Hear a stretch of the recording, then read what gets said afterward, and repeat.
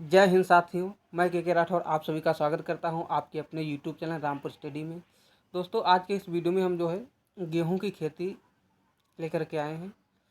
इसी से संबंधित जो है इस वीडियो में क्वेश्चन होने वाले हैं। अब ये जो है थ्योरी बेस पर ही वीडियो होगा, क्योंकि पॉइंट लेकर के हम आए हैं, उसी पर जो है पूरा पोस्टमार्टम होने वाला है। तो चलिए स्टार्ट करते हैं।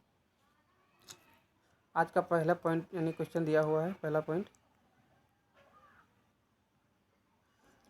कि बोटनिकल नेम, तो गेहूं का जो बोटनिकल नेम होता है वो होता है ट्रिटिकम एस्टिवम। क्या होता है? Triticum aestivum. ट्रिटिकम एस्टिवम ये जो है गेहूं का बोटनिकल नेम होता है। अब अगर हम इसमें कुल की बात करें तो इसका जो कुल होता है वो होता है ग्रेमनी या पोएसी। ग्रेमनी या इसी को पोएसी कहा जाता है। पोएसी, ये जो ग्रेमनी है ये जो है पुराना नाम है। कौन सा? पुराना नाम है। अब नया नाम जो है पोएसी चलता है, इसको आप लोग ध्यान रखिएगा। अब अगले पॉइंट पर चलते हैं। तो ये जो होगा कुल ग्रेमनी या पोएसी, और ग्रेमनी जो है आपका पुराना नाम है, पोएसी जो है इसका नया नाम है, इसको आप लोग ध्यान रखिएगा। फिर पॉइंट नंबर 2 दिया है कि बोने का समय, यानी जो गेहूं की बुआई होती है बोने का समय। तो बोने का जो समय है वो जो है 3 शिफ्ट में इसकी जो है बुआई होती है। नंबर 1 पर होती है आपकी असिंचित क्षेत्रों में, असिंचित क्षेत्रों में, और नंबर 2 पर होती है सिंचित क्षेत्रों में,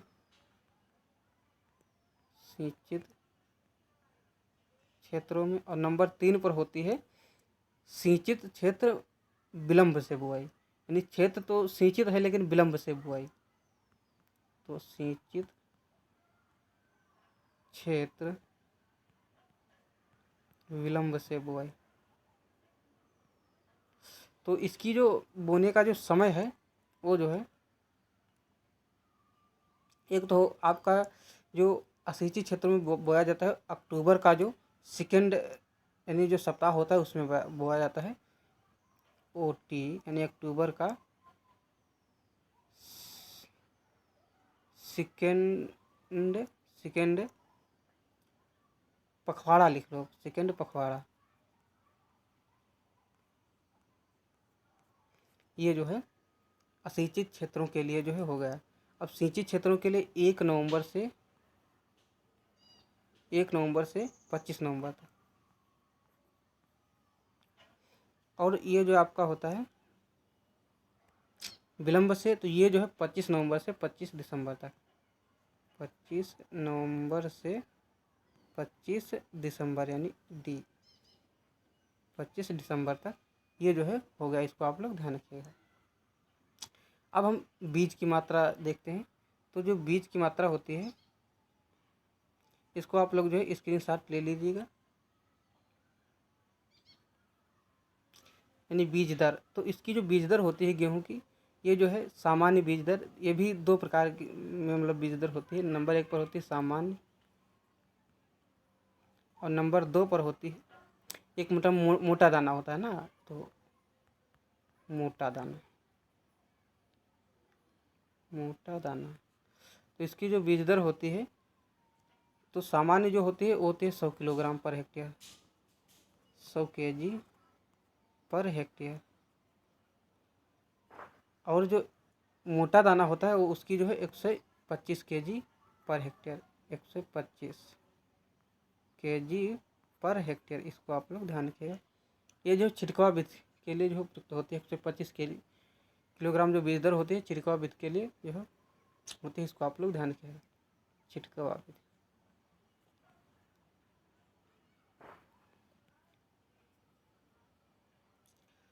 अब अगला पॉइंट चलते हैं बीज शोधन।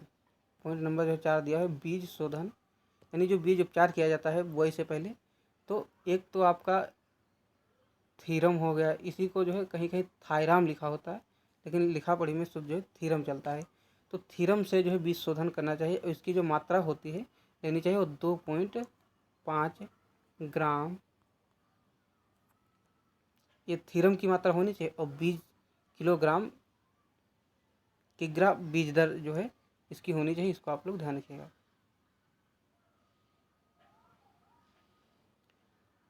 थीरम 2.5 ग्राम जो है से उपचारित करना चाहिए।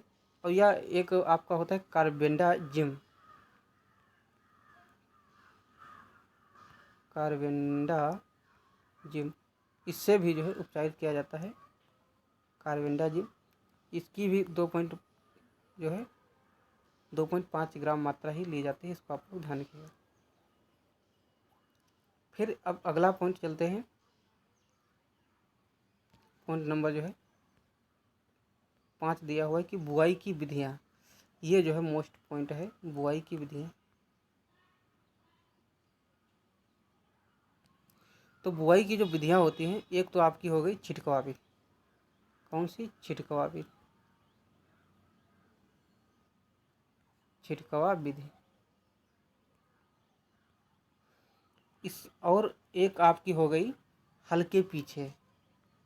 नंबर 2 हो गई हल्के पीछे। हल्के पीछे। अब इसकी जो है 2 होती हैं शाखाएं, मतलब 2 पार्ट में है जो डिवाइड हो गया। नंबर 1 में होता है कोण में बुआई करना, कोण में बुआई। और नंबर 2 होता है कोण में बुआई करना, और नंबर 2 जो होता है वो नाई द्वारा जो है बुआई करना। नाई एक जो है बांस की जो है एक बना यंत्र होता है, उसके द्वारा जो है बुआई की जाती है। तो ये जो है 2 जो होते हैं हल्के पीछे बुआई की जाती है, इसको आप लोग ध्यान रखिएगा। और छिड़काव भी तो प्रचलित है, इसको तो बताने की ज़रूरत ही नहीं। फिर अगला पॉइंट आप दिया हुआ है, ये 2 होगा। नंबर 3 है seed drill. Seed drill. Number 4 है डिबलर। डिबलर। नंबर 5 है आपका जीरो टिलेज। Zero tillage. और नंबर 6 एक होती है उभरी हुई क्यारी विधि, लेकिन ये प्रचलित नहीं होती है। 5 विधियाँ जो है इसकी मेन होती हैं बुआई की विधियाँ, इसको आप लोग ध्यान रखिएगा। फिर पॉइंट नंबर अगला जो है 6 नंबर खाद एवं उर्वरक। तो खाद एवं उर्वरक जो होती है ये जो है NPK, इसका जो अनुपात रहता है वो रहता है 150 अनुपात 60 अनुपात 40। ये जो है इसका अनुपात होता है, इसको आप लोग ध्यान रखिएगा।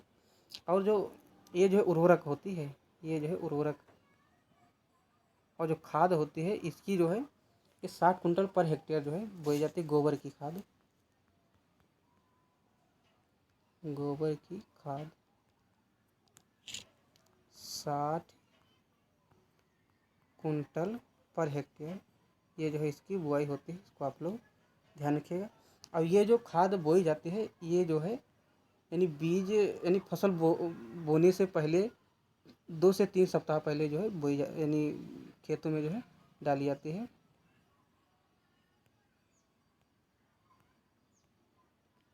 फिर से लिख रहा हूँ गोबर की खाद,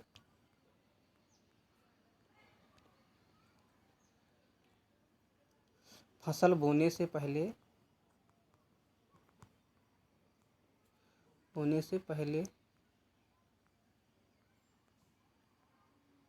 2 से 3 सप्ताह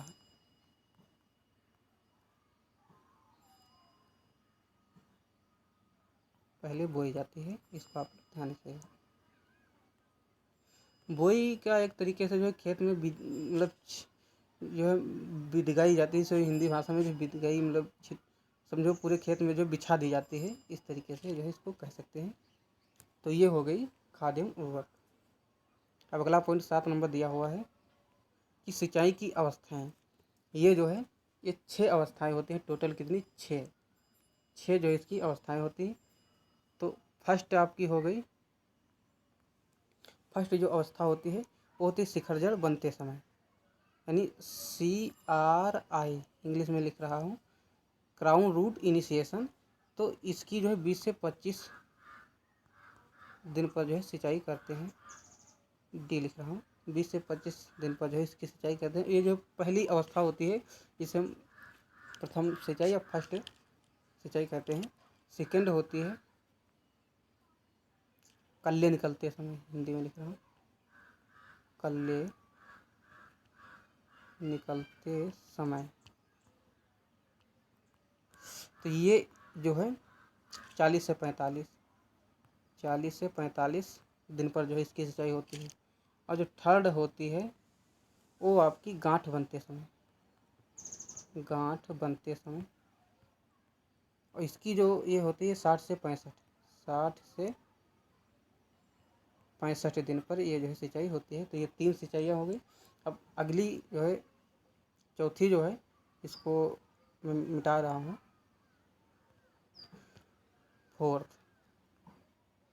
फोर्थ जो होती है ये जो है पुष्पावस्था होती है। पुष्पावस्था यानी फ्लावरिंग स्टेज जो होती है ये जो है 80 से 85 दिन पर होती है। और फिफ्थ जो होती है ये जो है दुग्धावस्था यानी मिल्केड स्टेज, दुग्धावस्था। ये जो है 100 से 105 दिन पर होती है, 100 से 105 दिन। और जो 6 होती है ये दाना भरते समय, ये जो है 115 से 120 दिन पर, 115 से 120 दिन पर ये जो है 6 सिंचाई ये होती है गेहूं में। इसको आप लोग ध्यान रखिएगा। फिर पॉइंट नंबर अगला दिया हुआ है 8 नंबर,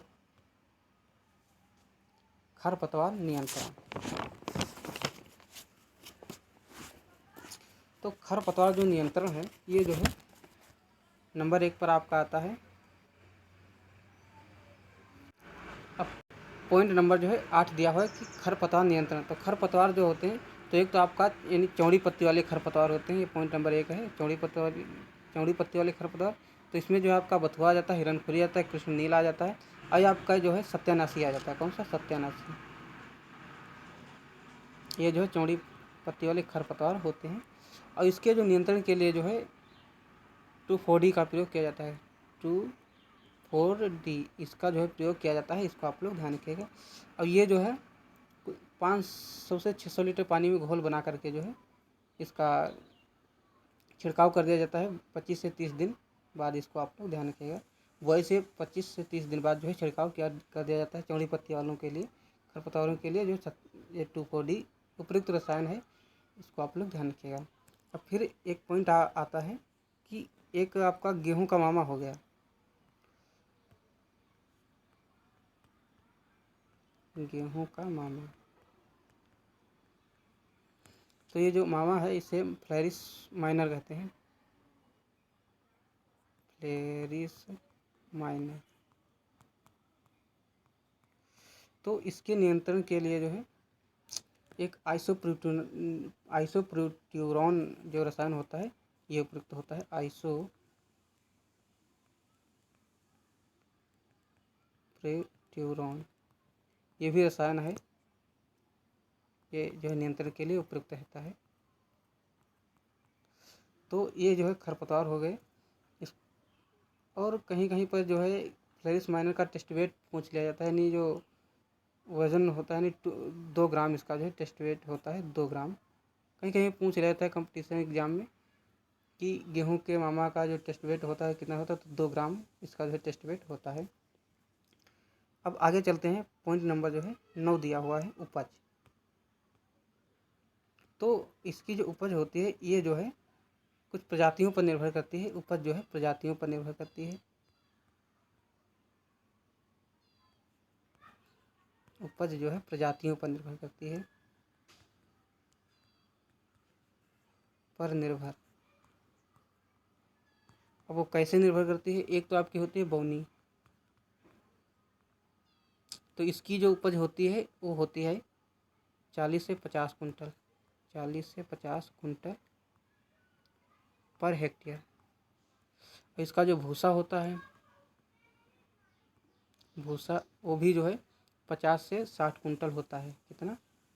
50 से 60 कुंटल ये जो है भूसा प्राप्त होता है। इसको आप लोग ध्यान रखिएगा। अब एक होती है देसी जातियाँ जो जो होती हैं उनकी जो है उपज, जो देसी जातियाँ होती हैं, देसी प्रजातियाँ,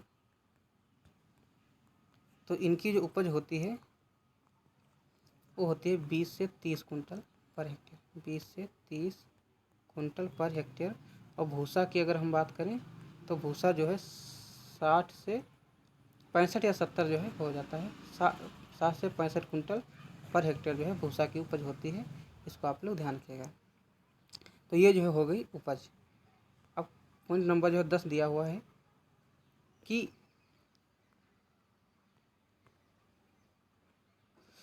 यूपी 319 किस्म है। तो यूपी 319 जो है ये आपकी गेहूं की किस्म है, गेहूं की। इसको आप लोग ध्यान रखिएगा। फिर पॉइंट नंबर 11 दिया हुआ है कि उत्तर भारत में गेहूं का काली गिरोई रोग का प्रकोप किस माह में लगता है। तो ये जो है मार्च में लगता है। इसको आप लोग ध्यान रखिएगा। काली गिरोई जो रोग है ये उत्तर भारत में जो है मार्च में लगता है, मार्च महीने में। फिर क्वेश्चन नंबर जो अगला दिया हुआ है 12 नंबर कि बीज भंडारण में नमी की प्रतिशत मात्रा। तो ये जो है 9 से 10 होती है। 9 से 10% की जब नमी रह जाए तब जो है बीज भंडारण करना चाहिए। इसको आप लोग ध्यान रखिएगा। क्वेश्चन नंबर 13 दिया हुआ है कि गेहूं में सेहू रोग है। यहाँ पर सीहू नहीं, सेहू रोग, जो गेहूं में सेहू रोग होता है, इस ये रोग किसके कारण फैलता है ये पूछा है। तो ये जो है सूत्रक्रम के द्वारा फैलता है। किसके द्वारा? सूत्रक्रम के द्वारा जो है फैलता है। इसको आप लोग ध्यान रखिएगा। तो ये थे जो है, ये मैंने खाद उर्वरक का जो है क्वेश्चन करा ही दिया है। तो ये थे टॉप, मतलब मैंने जो है इसमें 13 पॉइंट जो है कवर किए। इस वीडियो में हमने जो है गेहूं की खेती से संबंधित 13 पॉइंट कवर किए। तो आई होप आपको ये वीडियो समझ में आ रहा होगा। इसी के साथ मैं अपनी वीडियो को समाप्त करता हूँ। सभी से रिक्वेस्ट है कि इस चैनल को लाइक शेयर सब्सक्राइब जरूर करिए, क्योंकि ये वीडियो अगर ज़्यादा से ज़्यादा दोस्तों के पास शेयर कर दीजिएगा तो इससे जो है अधिक से अधिक लोग इसका लाभ उठा सकेंगे। तो जय हिंद, जय भारत। मिलते हैं नेक्स्ट वीडियो में। तब तक के लिए थैंक यू।